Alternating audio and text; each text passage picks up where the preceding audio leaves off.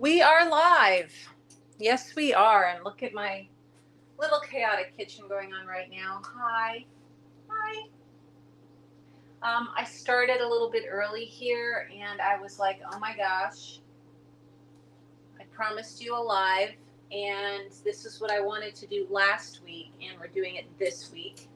Um, Again, I did start a little bit early on things, but then I backtracked to make sure. So I am making some red lentils for myself tonight, and we have some acorn squash, and I'm going to wilt some kale that I have here that I had cleaned earlier today, promise.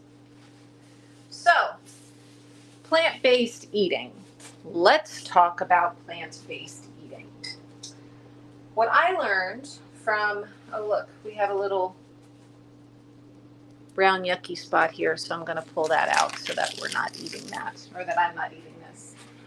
Plant-based eating. So what I learned back in 1998 when I fell into natural foods is that the best, healthiest, most optimal way, if you were going to be plant-based and or even if you are vegetarian, is that A, you want to be eating whole foods. B, you don't want to be eating processed foods, and that goes for omnivores, vegetarians, vegans, pescatarians, everything. We want to be avoiding processed foods. And this Holy Spirit came to me yesterday. I was going to do a little thing about it, but since we're live right now, I have decided, my husband's going to be so happy about this when he hears this. You might just hear a comment from him in the other room. I'm going to stop having almond milk. Why? Because if I'm sitting here saying, oh, you know what, plant-based meat substitutes aren't any good for you, right? Which there's so many questionable ingredients. And it was like, Adrienne, doesn't that mean that your milks are the same as those plant-based meat substitutes, the same as the plant-based cheese substitutes, the plant-based butter substitutes? So I went from soy milk to the almond milk.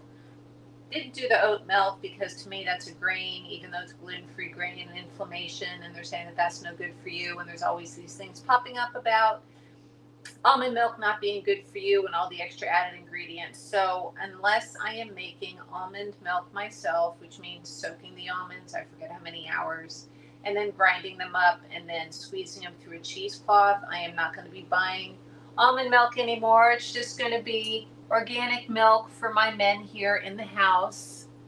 So if Jeff comes in doing a happy dance, you know why, because he'll be like, yay! Not that he doesn't like the almond milk, but he really does enjoy having real milk, which, think about it, real foods. So that's what we're doing today. We have a grain. We don't have a grain today. We have our beans. We have our red lentils, which are super rich in fiber and protein. I have my kale, so we have our greens going on, which, hold on. I have minced up some crushed red pepper and salt and garlic. I use 3 cloves of garlic.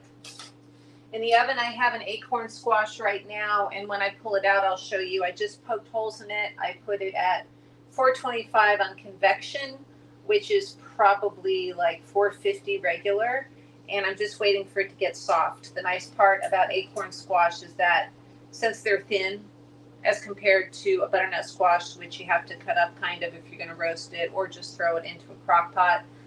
We're doing that. I also had put some jalapenos in the oven to roast because my boys love to eat those on the side. The lentils, I did 2 cups of water for 1/3 cup of red lentils. And I just used some Herbamare, my choice of seasonings at any given time. Not getting sponsored by them yet, but they're going to want me to be sponsoring them, or they need to be sponsoring me. Hint, hint, hello, Herbamare, A Vogel out there. And I'm going to probably saute some onions with some cumin seeds to finish off our lentils here at the end. I don't have any asafetida to put in there, so the only one I've been able to find commercially has MSG in it, and I don't like MSG, so that's not going anywhere. We're going to put our saute pan. I have a very large saute pan. If you watch my cooking show, Healthy Meals in Minutes, either on Red House TV streaming app or on my YouTube channel, The Food Whisperer 813, you will see that I've had these pans. They're my parents' pans. So they're definitely, I'm 56, so they're definitely 56, maybe 60 years old, stainless steel. They're still in great shape. So I'm warming this up. I did put it on about 8 because these are vegetables, which means we can use high heat while we're waiting for our lentils to cook here. So if you really want to get serious about nutrition and being plant-based, I recommend an author named Gary Null, Null. He is, I believe it's a biochemist, and he broke down the protein in the egg. He considers that to be the perfect protein. And he put all these different food combinations that are equivalent, amino acid structure-wise, equivalent to an egg protein. So if you want to get serious, that's the way to do it, and you're taking a really good stronghold for your health. Does veganism work for everybody? No, it doesn't. However, you see lots of sick vegans, and you also see lots of sick vegetarians, and you see lots of sick omnivores, and it's really a matter of finding the best combination for you. And I am taking that next step in my journey and going away from processed foods again I'm just checking to see if the heat is warm enough here. That's why I'm not warming my hands. I'm in Florida. It's 90? Might be cloudy, but it's still like 90 degrees outside. So no, I'm not warming my hands, but I'm feeling for the heat here. And what I'm going to do while I'm waiting for this to finish is we're going to cut up our kale. So I don't know if you saw my other video talking about not using pre-cut kale simply because you spend as much time pulling all of the stems out of your pre-cut kale these days.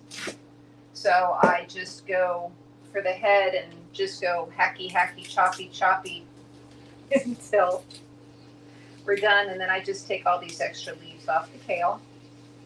La-di-da. I'm going to get out that saute pan for the onions because my lentils, let's see if I can show you here.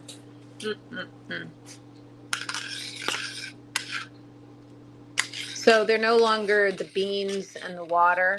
You can use veggie broth, you can use chicken broth, but they're getting to that really nice blended state. So I am going to turn the burner off on this, and what I will be doing is sauteing the onions for a couple minutes, and then I'm going to pour this on top of the onions, and you'll see what I'm talking about here shortly. So I'm just going to keep this guy on low, and my pan is definitely hot enough. So I'm going to put some of this fabulous, thank you Primal Kitchen, I love you, avocado oil. Here's my season sponsors for season 1 on my cooking show, Healthy Meals in Minutes. Thank you Primal Kitchen. And you see that smoke? That means we're super hot. Are you supposed to drop kale in like that or anything when your pan is that hot? Absolutely not. You're just going to get burned doing that. You want to gently place your goodies in your pan. I'm going to put a little bit of salt. I found this really cute set. This is actually supposed to be a sugar holder, but I use it for my salt from Chef and the Baker. Thank you, Baker and Chef. And then I also got, Jeffrey, what's this called? Thank you, my mortar and pestle here. Bring it into one. And this was supposed to be for salt, and I used the sugar for this because we don't use that much sugar. Anyway, your kale is wilting. We put some salt in. I use Himalayan pink salt. I'm going to put a little bit of water in here. Woo!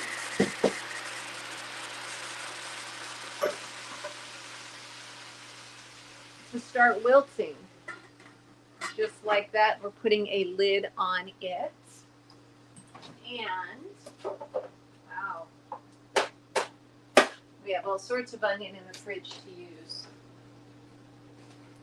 So this is like probably 1/4 of a jumbo onion that I'm going to start sauteing. So let's switch this here.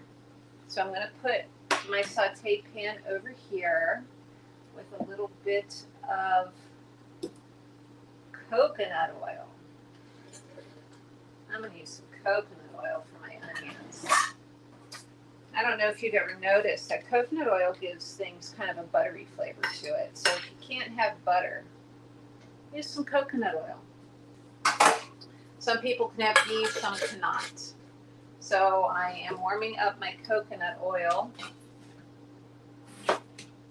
while I destroy this onion that I should not have cut the top off of, because that's how you hold it together. Again, I like to show you what not to do so that you don't hurt yourself. So as you can see, I really just hacked this entire onion with cutting it this way. Nothing is even about it. Absolutely nothing. So now we're going to try to hold it together while we get some dices going on without cutting yourself, which is quite difficult to do, the not cutting yourself part. And we're going to put this awfully cut uneven onion. But you know what? You can still eat it, and it's okay. That's what I want you to know. So we're going to put the onion oil here so that we can start sweating our onions. We're not going to put salt in yet. Salt is great because it caramelizes, it brings out the natural sugars in your onions. But first we have to wait for the onions to get shiny or sweat. And when you're taking a lid off, always do it away from you so you don't burn yourself. Now look at this. See this beautiful color on the kale? This is exactly how you want it cooked. You're going to see there's a little bit of juice left over, so I'm going to leave this on the stove to cook off that moisture. And you'll see here in a minute about splitting our onions. Oh. So this is our acorn squash, and these little punctures is what I did. I punctured this, I think 5 times. 1, 2, 3, 4, 5. 5 times. Put it in upside down in the oven. And when it's soft, I don't know if you can see. Oh, you can, like there's a puncture there. Once this is soft, it's cooked. If you want to cook it longer, I think I've had it in for 20 minutes or so. It's ready. So I'm going to let this sit and rest on the stovetop here while we're cooking everything else off. My water, let's see if I can.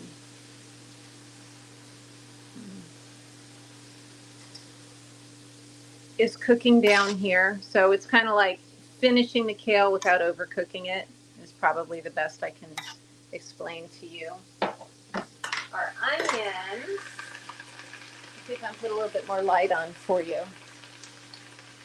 Oh, look at that. As my headmaster used to say, Dr. Band, let's shed a little more light on the subject.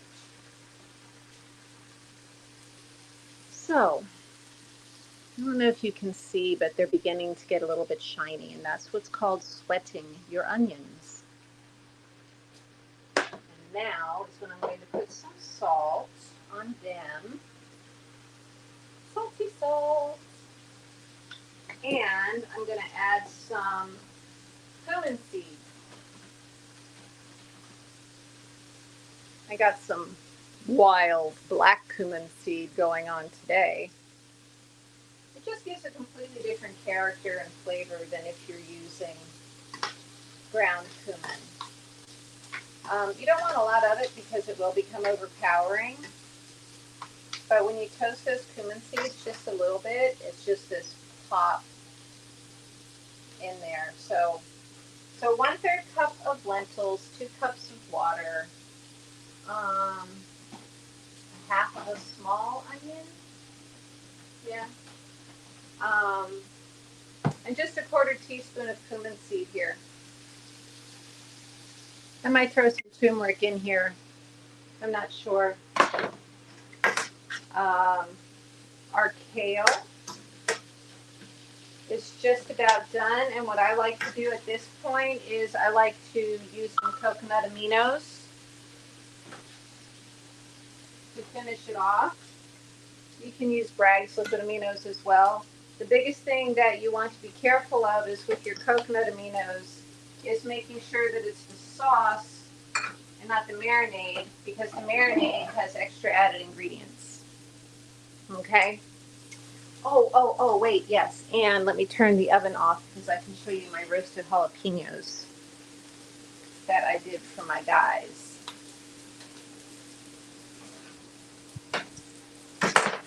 Look how pretty they are.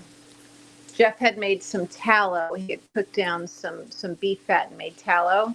So I coated the peppers in the tallow, and I just threw some salt on them, and I tossed them in the oven. Oops. Don't you love it? It even happens to chefs. Yeah, so that's all I did with those guys. And whenever you take something out of the oven, especially if you have other people around, make sure that you put a hot pad on that handle so nobody gets burned. And look at that. So let's see, 17 minutes live streaming. I did put the acorn squash in early, so definitely like 25 minutes, but your acorn squash is something that you could even cook passively earlier in the day, later in the day, whatever you want to do before you're making the rest of your meal. Our onions, looky, they're getting golden caramelized. The pan's a little bit high, that's why it looks uneven right now, but I don't want super soft onions. I like to have a little bit of crispness going on. And so now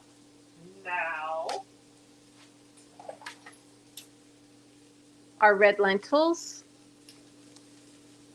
I have a spatula here. I'm going to pour it over my onions. So doing things a little bit backwards.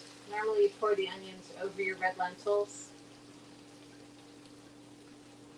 but I'm doing it this way because I like to finish off the lentils this way.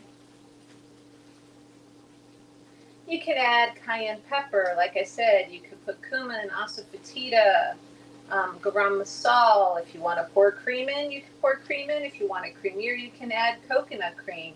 I'm not going for extra added fats today, but either one of those would be healthy if you want that extra little kick to it. And see how pretty it finished off? I'm excited to eat. I hope you're excited to eat too. If you try this out, let me know.